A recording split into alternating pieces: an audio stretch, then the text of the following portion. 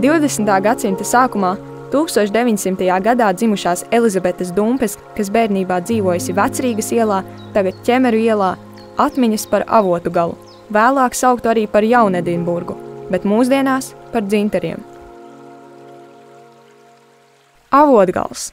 Tā pagājušā gadsimta otrajā pusē tika sauktas Rīgas Jūrmalas teritorija, kurai robežas bija tagadējā Turaidas iela no Ķemeru ielas līdz upei, promenādes Jaunedinburgas, Tērauda, Avotu, Lapu, Admirāļu un Sveķu ielas.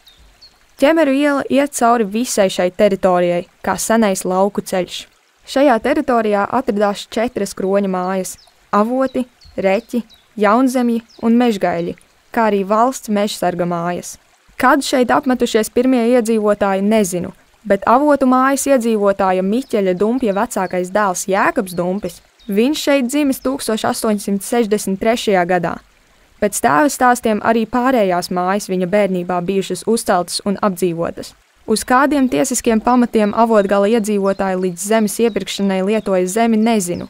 Tā piederēja valsts bulduru muižai. Mans vectēvs Miķelis Dumpis Avotu māju numuru 36 iepircis 1879. gadā, un tā kļuvis par valsts zemnieku. Miķelis Dumpis Jūrmalā ienācis no Baldones, apprecējis mežsarga Baumaņa sievas radinieci. Ģimenē bijuši laikam 11 bērni, no kuriem lieli izauguši 7, 3 dēli un 4 meitas. Iepirktā zeme bijusi neliela, apmēram 30 pūrvietas, pļavas un neauglīgi lauciņi, sausas noras, šaura priežu meža strēmelīte un purvainās ganības. Avotu apkārtne nebija nekāda jaukā. Ziemeļos valsts mežs, kurā iestiepās 2 purvainas liekņu mēles, tagad apbūvētie rajoni starp promenādes un Tērauda ielām un starp Lapu un Sveķu ielām. Austrumos Bulduru muižas lauki, dienvidos purvainas pļavas un upes, rietumos Majoru muižas lauki. Lauksaimniecība vien nevarēja uzturēt lielās ģimenes, tāpēc visi kroņa zemnieki nodarbojās arī ar zvejniecību.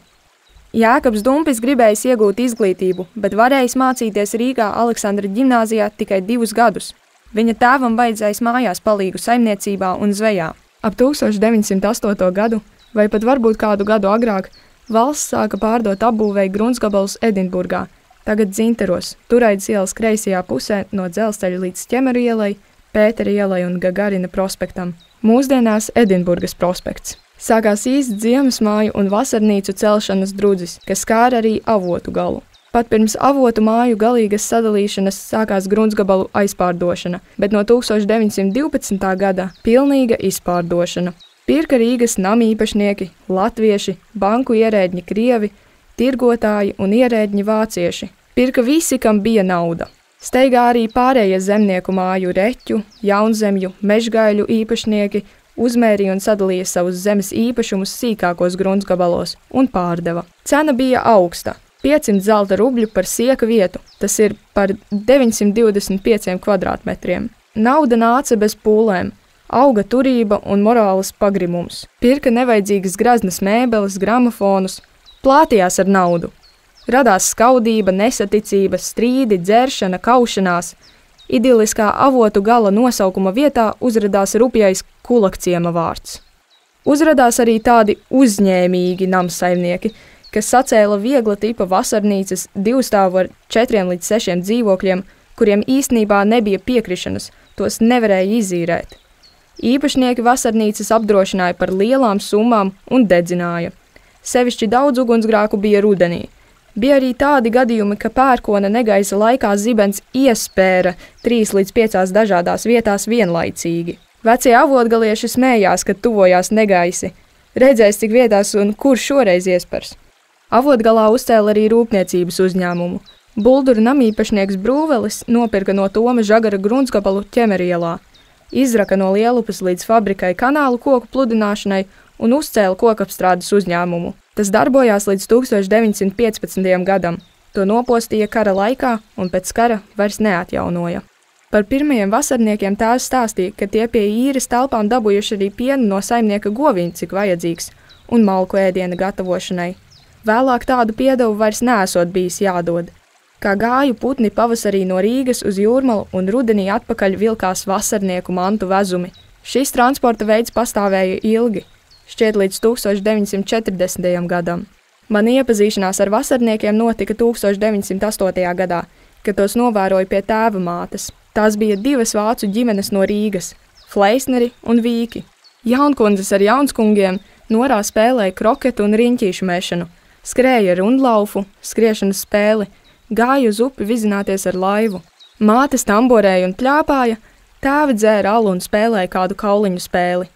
Ikdienas pēcpusdienās dzēra dārzā kafiju. Vispār vairums vasarnieku bija vācieši, mazāk krievu, nedaudz latvieši. Bija arī vasarnieki no Maskavas un Pēterburgas. Pēc zemes atdalīšanas, lai tās nosusinātu, no 1911. gada īpašnieki raka grāvjus un izveidoja 2 dziļus un platus novadgrāvjus uz Lielupi. Grāvji apjoza un sadalījās pa visu Avotu, Reķu, Jaunzemju un Mežgaiļu zemju teritoriju. Tās līkšņa tika izmantota apbūvēi.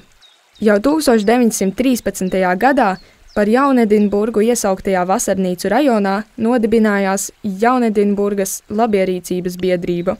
Par biedru naudu un ziedojumiem pastāvīgie iedzīvotāji un vasarnīcu īpašnieki no Edinburgas stacijas līdz Promenādes ielai ar atzarojumu līdz Purvu ielai caur valsts mežiem uztaisīja dēļu laipas.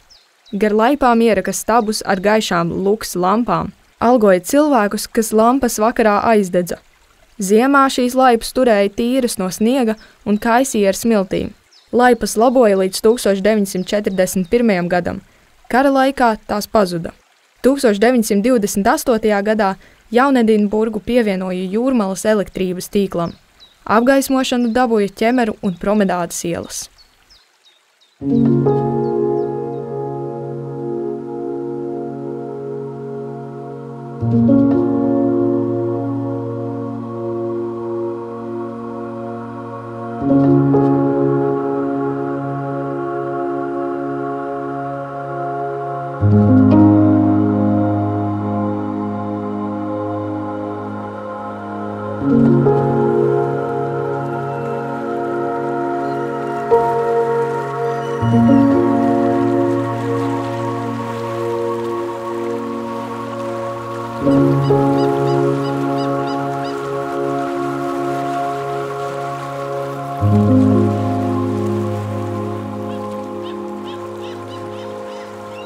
Ap 1980. gada sākuma Bulduros, toreizajā Peldu, tagadējā Niedru ielā 6, dzīvoja māsas Elfrīda Roma un Irma Zeltiņa, kuru senči piederēja Roma dzimtai.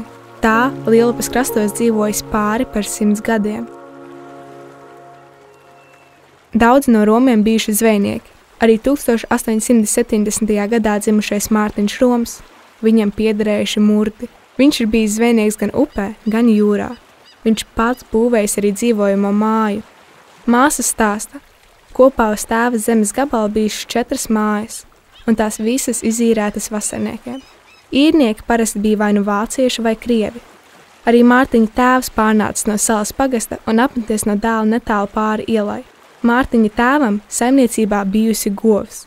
Toties Elfrīdas un Irmas vecāki turējuši cūkas, trušus un vistas. Mārtiņš Roms darbojās Bulduru brīvprātīgo ugunsdzēsēju biedrībā un bijis tās manzenes. Kopā ar citiem Bulduru ugunsdzēsējiem viņš piedalījies dažādos pasākumos. Vienu labdarības bufeti pat rīkojas pats. Kaimiņam Fišermanim esot bijis zvans, kuri zvanīja vēstot par ugunsgrēku. Signalizētāji bija sadalīti par rajoniem. Ugunsgrēka gadījumā tie pūtuši tauri. Katram rajonam atbilda savs signāls, tā bijis vieglāk noteikt, kurā rajonā deg. Ugunsdzēsēju biedrības ēka atradās Aizputas ielā. Elfrīda Roma atceras arī Pirmo pasaules karu. Tad vecāki braukuši uz Kurzemi mainīt drēbes pret ēdienu, jo Jūrmalā ir bijis briesmīgs trūkums. Tomēr klavieres, ko tēvs viņai iegādājies neilgi pirms Pirmā pasaules kara, vēl 1980. gados bija spēlējams. Kad Irma Zeltiņa pieaugusi, viņa strādājusi Brinkmaņa frizētavā, kas atradies uz Brīvības prospekta, tur, kur padomju periodā bijis Jūrmalas dzemdību nams. Frizētavu apmeklējuši gan vasarnieces, gan jūrmalnieces. Frizētavā dāmas varējuši tikt pie tolaik modernajiem elektriskiem ilgviņiem.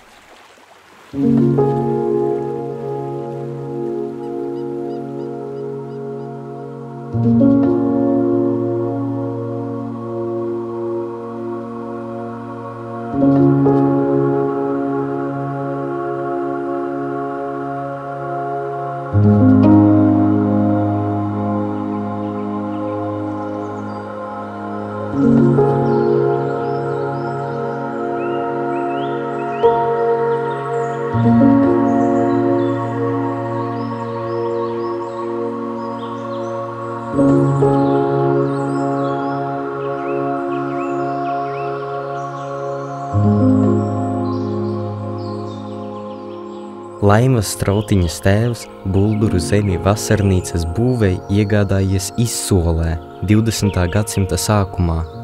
Viņa atcerējās, ka vecais tēvs vienu dienu apgūlies uz zemes un teicis: "Nu, es varu pats uz savas zemes." Laima Strautiņa zināja stāstīt, ka visa Muižas iela tikusi apbūvēta ap 1909. 1910. gadu. Pirms tam tur bijusi meža un purva augsne. 1910. un 1911. gadā tēvs uzcēlis vairākas vasarnīcas uz Muižas ielas. Sākumā bija plānotas 2, bet 1911. gadā bijusi liela vētra un uz zemes gabala apgāsti koki. Tēvs tos savācis un no tiem iznākuši būvmateriāli vēl arī 3. mājiņai. Visas vasarnīcas bija domātas izīrēšanai, gan pa atsevišķām istabām, gan māju kopumā. Pie viņiem lielākoties dzīvojuši kalpotāji, darba inteliģence. Laima Strautiņa atceras vienu gadījumu, ka saimniece gribējusi izīrēt 2. stāva istabiņu, caur kuru gājis skurstenis pa 40 latiem, bet īrniece nebijusi ar mieru tik lielu summu maksāt. Istaba tad izīrēta citam viesim, studentam no Rīgas. Tā 3. vasarnīca, kurai kokus sagāzis vējš, kara laikā 1944. gada ziemā nodegusi, laikam no pārkurinātas taupības krāstiņas. Tobrīd maiņā bija apmetušies vācieši.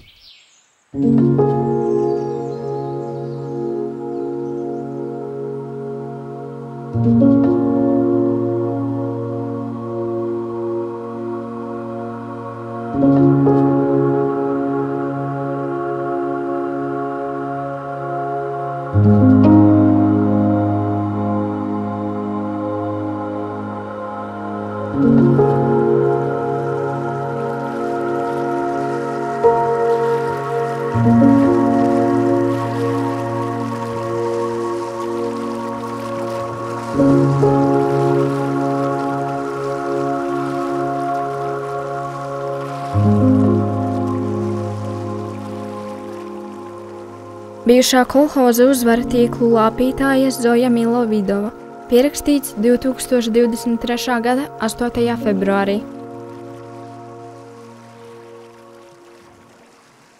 Esmu dzimusi Krievijā, pabeidzu tur skolu, atbraucu uz Jelgavu 1969. gadā. Iestājos institūtā, nomācījos tur 3 gadus, bet zinātniskais komunisms pielika punktu. Nespēju to pievarēt. Jelgavā iepazinos ar vīru, apprecējos un nokļuvu Jūrmalā.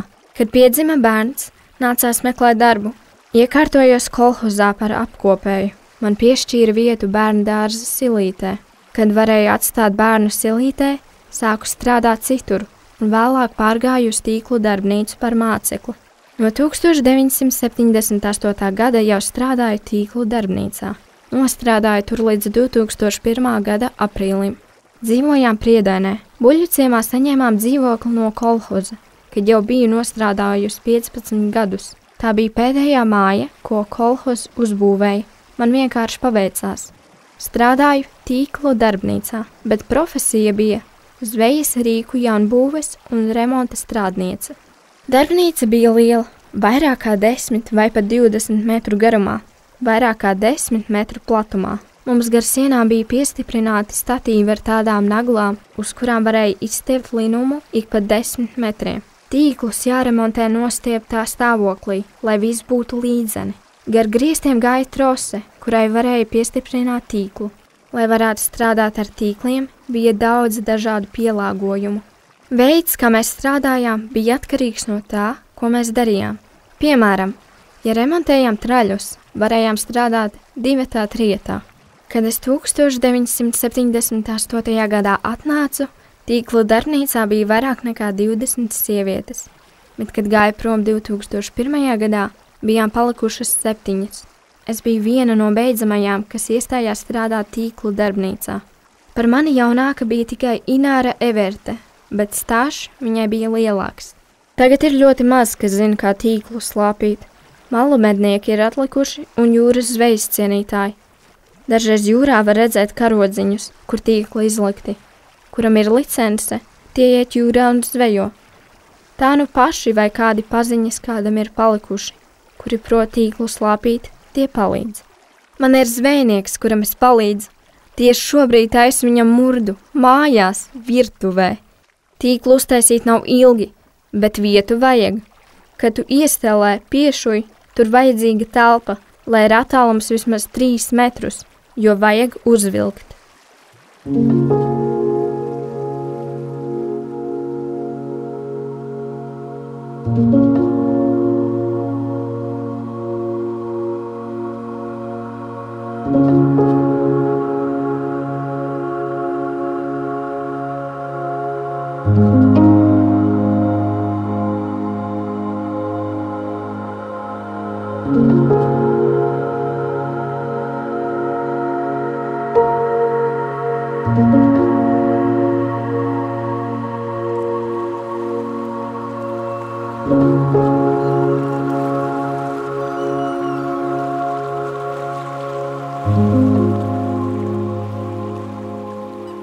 Bijušā kolhoza uzvara tīklu lāpītāja, tīklu darbnīcas darbiniece Ināra Everte.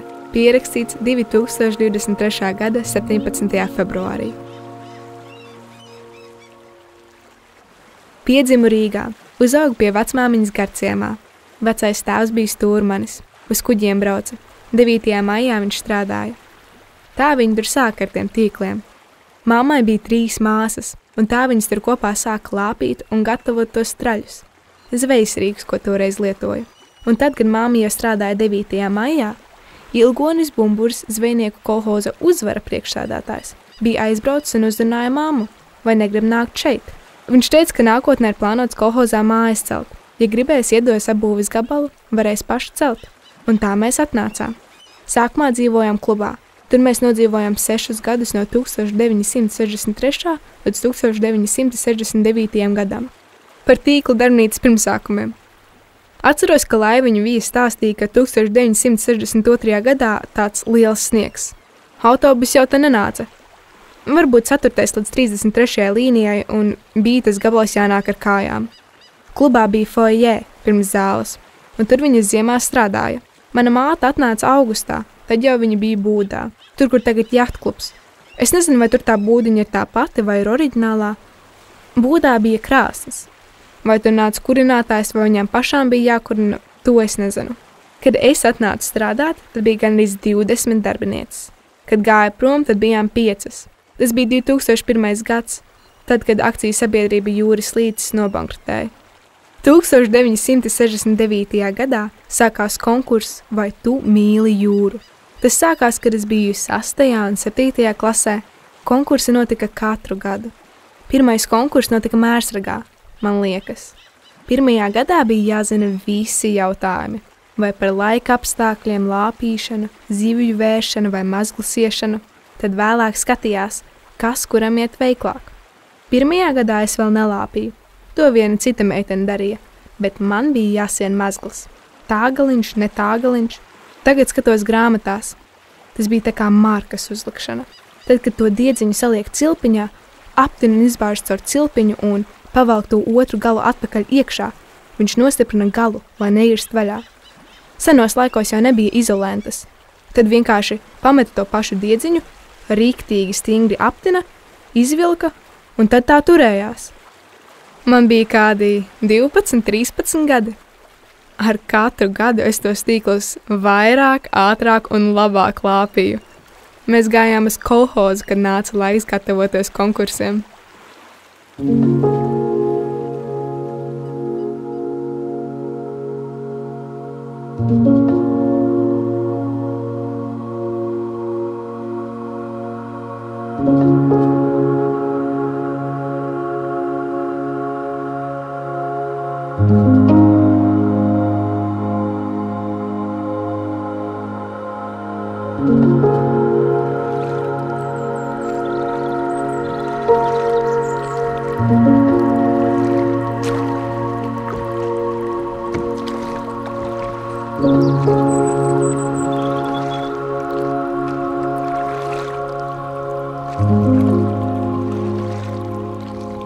Vēra Kalniņa, dzimusi 1931.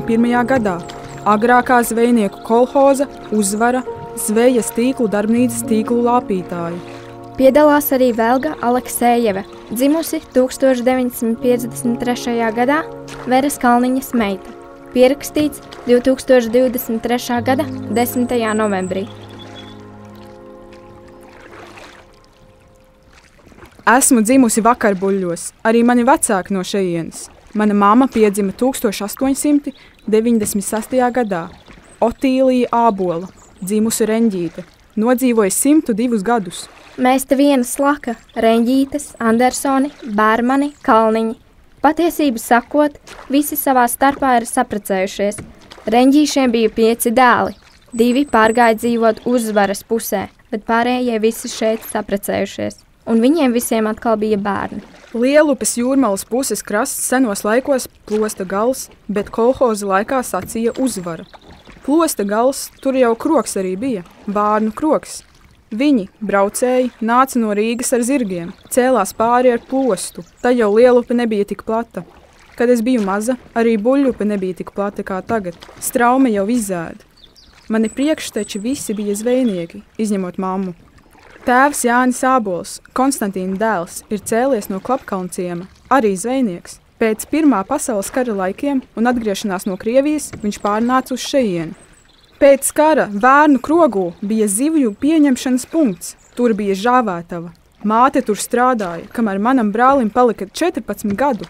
Tad viņš iestājās kolhozā Uzvara kā zvejnieks. Mans brālis Kārlis Ābols, dzimis 1933. gadā, mūsu ģimeni uzturēja. Mēs bijām 3 bērni, man ir brālis un māsa. Es jauna apprecējos, man 20 gadu bija, kad bērni, meitenes bija palielas. 1964. gadā aizgāju strādāt uz Uzvaru, uz tīklu darbnīcu. Kas tur ko mācīties, tas jau iedzimts, nāk no bērnības. Mājās tak arī lāpīja tīklus. Mama lāpīja un mammai audžamāte lāpīja tīklus, bet darbnīcā bija jāmācās visu laiku. Es tur strādāju līdz 1986. gadam. Toreiz no Vakarbuļļiem uz Uzvaru tika pāri ar laiviņu. Gandrīz katram bija sava laiviņa, vēlākos gados katram bija tāds neliels motors. Arī no kolhoza brauca kuģītis pēc strādniekiem. Ziemas periodā atbrauca līdz Lielupei, bet vasarās kuģītis te iebrauca iekšā Buļļupē. Ziemā uzlauza ledu, lai kuģītis iebrauc. Bija ziemas, kad ar kājām pārgāja pāri, pat ar mašīnu, Volgu varēja pārbraukt. Tagad jau ziemas nav, knapi putnis var pāriet, vai tie trakie salaku makšķernieki, kuri tur slīkst.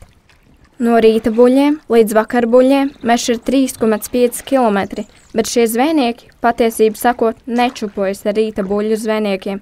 Tie visi bija 9. māja kolhozā.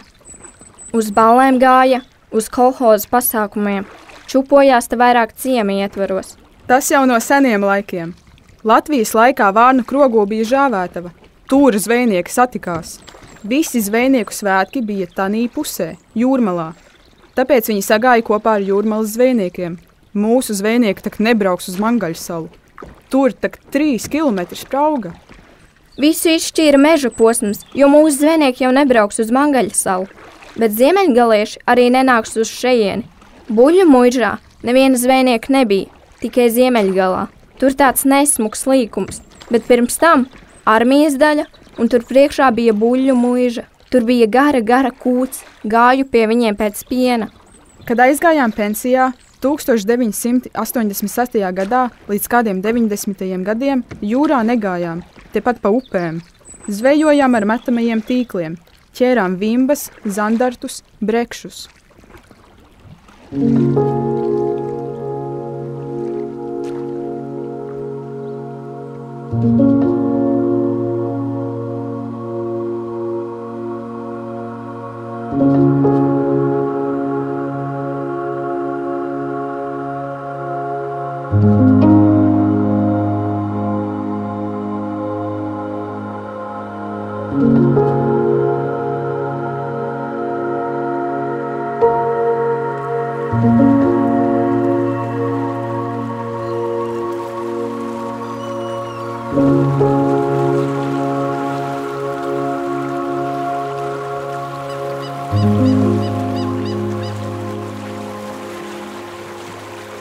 Bulduru iedzīvotājs Werners Voits dzimis 1971. gadā Rīgas Jūrmalas zvejnieku Arteļa Uzvara zvejnieka Jāņa Skruzīša pēctecis, pierakstīts 2023. gada 8. novembrī.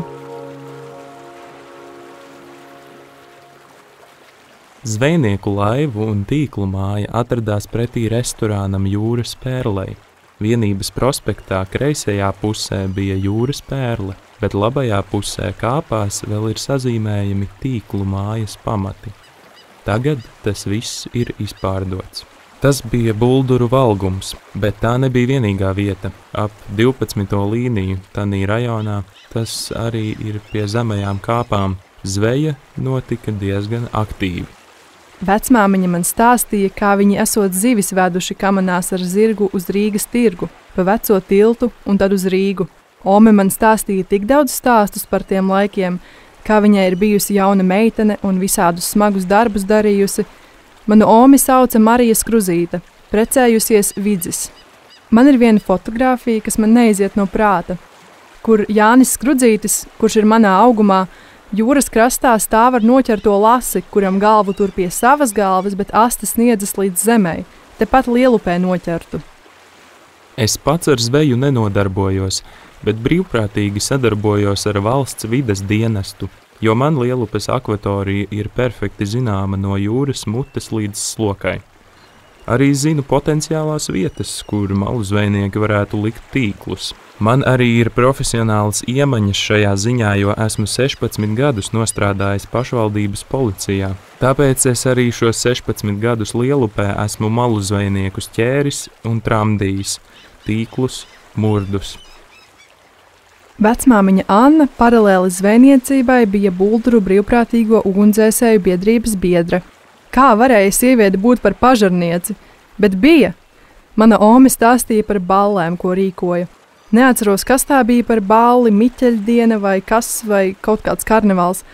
Vietējais miesnieks bija notinies ar desām, visādiem cīsiņiem un sardelēm, notinies no galvas līdz kājām. Un visi varēja nākt un ņemt, un vecmāma saka, un šim pie dopša bija siņepļu bļoda. Atnāca noplūds desu un sinepēs pamērcē. Zvejas darbi notika tajās tīklu mājās pie jūras. Vīri atbrauc no jūras ar zivīm, pārējo visu sievietes. Arī mammai bija cieša saite ar visu, kamēr bija maziņa. Kad opis aktīvi vairs nezvejoja, viņš bija apmatnieks. Man bija viņa taisītā laiviņa, ar kuru es visu bērnību biju makšķerējis un airējis. Tā laiviņa beidzās 1990. gadā, tika likvidēta aiz vecuma. Domāju, ka tā laiviņa sākās ap 1890. gadiem. Mana ome stāstīja par vāciešiem to labāko. Vāciešu virsnieks apdāvināja ar melno šokolādi un konserviem. Pirms Lielupes tilta uzspridzināšanas pie Omes atnāca virsnieks ar patruļniekiem un pabrīdināja, lai nopako logus, lai aizver slēģus, ka būs liels sprādziens. Apgāja visus vietējos iedzīvotājus. Un tad uzblieza gaisā veco dzelzceļa tiltu, nezinu vai to otro arī. Savukārt, kad ienāca krievi, momentāli izdemolēja māju, nozaga ērenpreis velosipēdus, visādas mēbeles. Mana Ome bija riktīga zvejnieka meita, drosmīga.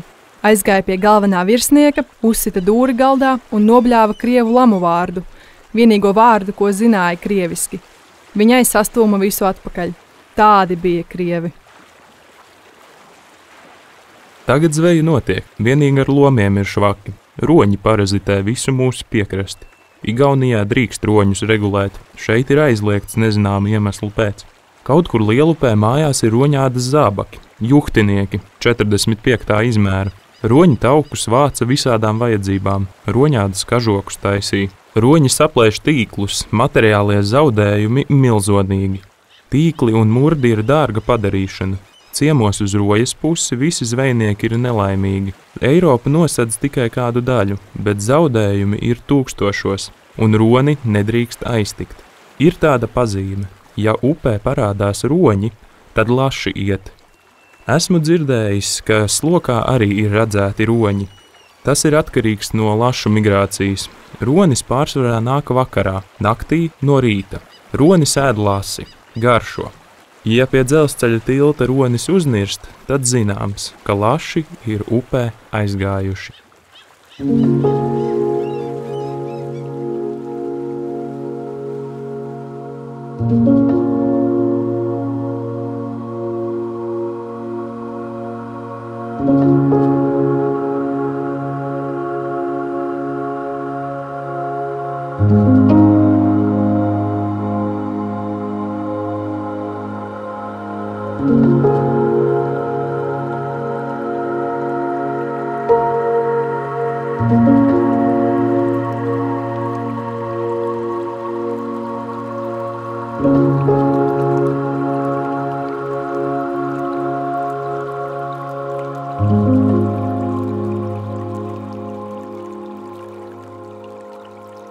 Dzintaru iedzīvotājs uzņēmējs Pēteris Matisons, dzimis 1972. gadā.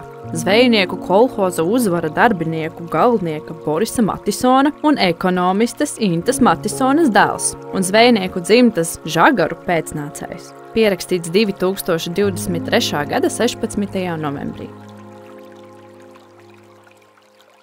Manu vectēvu sauca Ancis Žagars, no mammas puses. Žagari dzīvoja Ķemru ielā.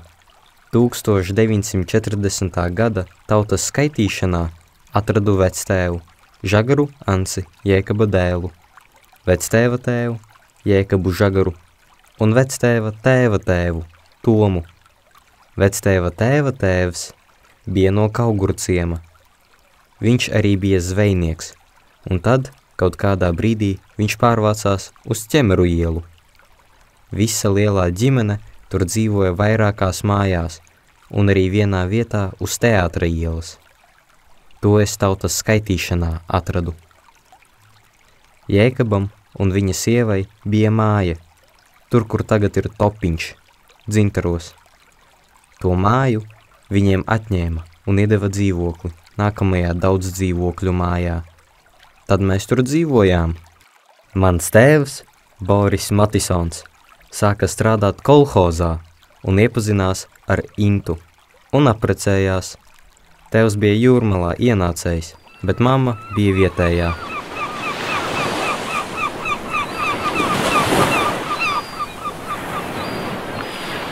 Atceros no sarunām, ka zvejniekiem bija grūti, dzīvoja diezgan nabadzīgi. Pēduši viņi bija, bet nebagāti. Atceros vecās bildes, un pēc sarunām ar mammu spriežot, viņas bērnībā bija trūkums.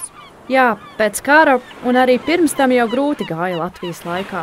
Tāpēc es domāju, ka zvejniekiem kolhozā nebija nekādas ideoloģijas, bet bija doma, ka kopā būs vieglāk.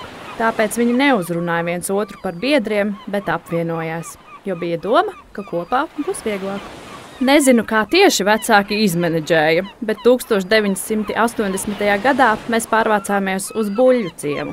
Toreiz to saucām par Uzvaru. Tad viņu par Jūras līci sauca.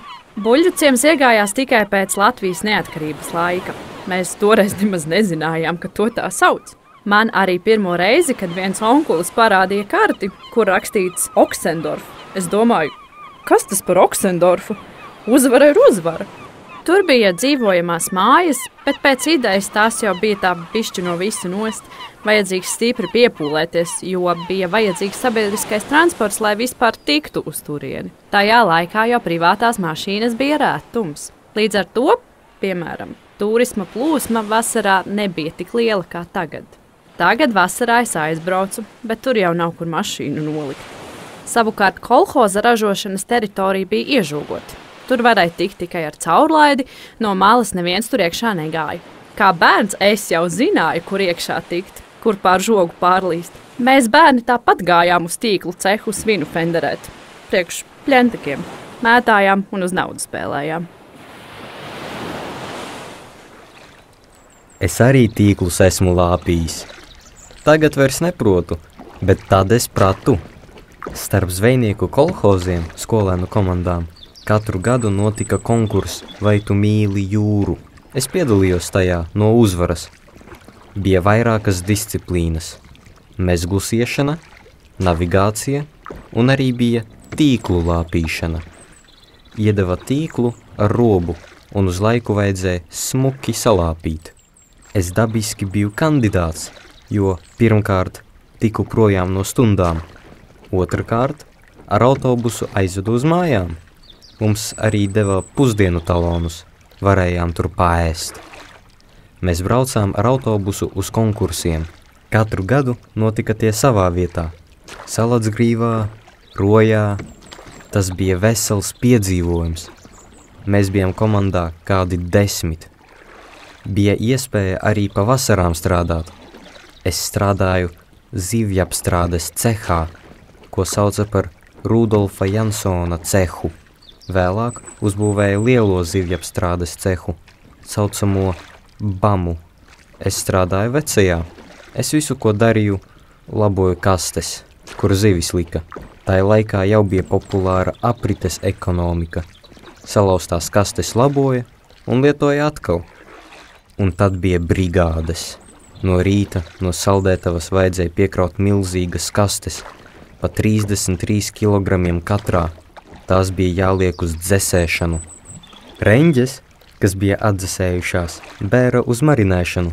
Tad no marinēšanas uz konvejeru. Gāja tāds milzīgs konvejers. Aiz sienas sēdēja sievas, kas vēra aiz acīm un lika.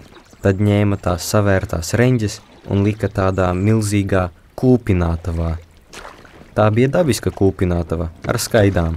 Blakus bija galdniecība, no turienes skaidas arī kurināja. Tad viņas ņēma ārā. Tās bija lielās reņģes. Tās nelika konservos, bet tirgoja vienkārši uz svaru. Lielās tāljūras reņģes. Pa vasaru zivju apstrādes cehā es nopelnīju vairāk nekā mamma ar tēti kopā, jo tur bija uz izstrādi. Puiši tur rāva un priekšnieks neskopojās.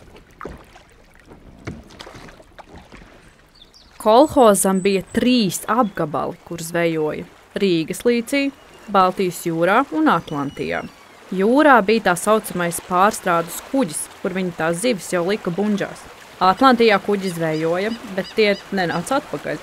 Tiem laiku pa laikam vajadzēja remontus, tad tie gāja 2 ostās, vai nu Kanāriju salās, vai nu Angolā. Tur gan mans tēvs, gan mammas brālis brauca strādāt un remontēt tos kuģus. Komandējums bija ilgs, no 3 līdz 6 mēneši. Priekš Jūrmalas pilsētas Uzvara bija liels uzņēmums. Kas tad toreiz Jūrmalā bija? Dubultos laivu fabrika Dzintars, Slokā celulozes fabrika, kas tad vēl? Uzņēmumu tik daudz jau nebija. Tās pasaules saskārās, jo kolhozam bija nauda un resursi. Kad Jūrmalai kaut ko vajadzēja, tad viņi gāja un prasīja. Beigās, kad ražošana kolhozā sakārtojās, tad bija tā, ka spēja tik ražot. Padomju Savienības tirgus visu rāva no rokām. Es atceros, ka stāvēja rinda ar smagajām mašīnām, lai brauktu un lādētu preci virsū. Vēl bija daži gadi, kad Lielupē bija ļoti daudz stagaru. Tāda neliela zivtiņa, ko izmanto zivju miltu ražošanā. Bija gadi, kad viņi vienkārši bija nejēgā. Nevarēja Lielupē nopeldēties, neuzkāpjot viņiem virsū. Tad viņus zvejoja un mala. Maltuvē smirdēja ellīgi. Pēc tiem miltiem kolhoza un sovhoza brauca pakaļ, laikam visnām deva. Kolhoz domāja, kā bērnus lai nodarbītu. Izdomāja jahtu klubu uztaisīt un nopirkt jahtas visiem. Klubu uztaisīja, un mēs braucām vēl uz Tallinas vēfu pakaļ skatīties. Tajā laikā Uzvara organizēja zvejnieku svētkus. Es tos gaidīju, jo tas man bija naudīgākais pasākums vasarā, pūdeļu lasīšanas dēļ. Tur bija parādes, Neptūni, Alla Pugačova brauca. Tur bija visi Padomju Savienības slavenie, Hazanovs, citi. Tad atceros, bija arī Ojārs Grīnbergs. Izrādījās, ka viņš ir manam tēvam klases biedrs. Tad viņš uzaicināja uz mājām. Tad sporta nodaļa, tad klubs bija, vīru koris, zobārsts bija, bibliotēka. Pa ziemu aiz kluba ledu lēja un apmels lika, lai hokeju mēs varētu spēlēt. Iedomājies, tur dāmas, kas strādā ar tām zivīm. Man ar, kad zivju cehā strādāju. Iekāpa autobusā, tur bija tāda smaka, dāmas vēl sasmaržojušās, īpaši vasarā. Galdniecībā tādā ziņā bija daudz patīkamāk. Tur pēc koka smaržo.